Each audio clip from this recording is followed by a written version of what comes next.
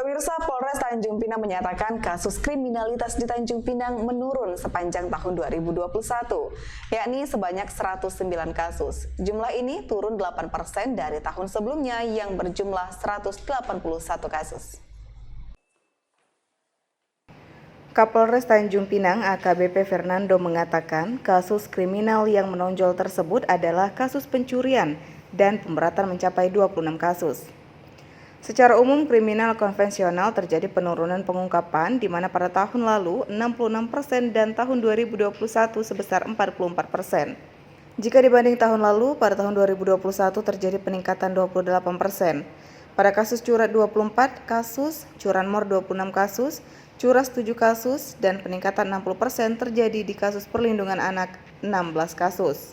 Pencurian 18 kasus, penipuan 19 kasus, penganiayaan 23 kasus. Untuk kasus narkoba mengalami penurunan jika dibanding tahun 2020 dengan persentase 77% dari 61 kasus narkoba yang diselesaikan 49 kasus pada tahun 2021. Kapolres Tanjung Pinang AKBP Fernando mengatakan tahun 2022 Polres Tanjung Pinang secara rutin akan melakukan evaluasi terhadap satker-satker untuk meningkatkan kinerja Polres Tanjung Pinang. Edukasi kepada masyarakat sehingga bisa mencegah ya, adanya kejadian yang serupa di tahun 2021 itu. Jadi saya secara rutin pasti akan melakukan evaluasi terhadap satker-satker untuk meningkatkan kinerja kita di tahun 2020 sehingga harapan masyarakat terhadap penegakan hukum di Polres Tanjung Pinang. Sementara itu, untuk kasus kecelakaan lalu lintas tahun 2021, korban meninggal dunia sebanyak 17 kasus. Jumlah ini meningkat dibanding tahun 2020 yang hanya 13 kasus.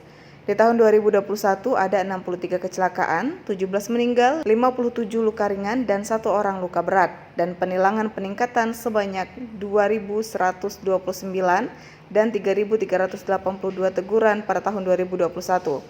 Sedangkan tahun 2020 tercatat 1.914 tilang dan 2.235 teguran.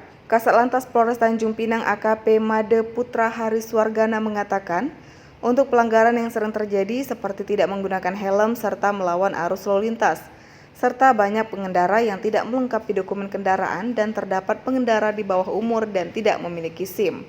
Di Tanjung Pinang, rata-rata kecelakaan terjadi akibat kelalaian dari pengendara seperti human error.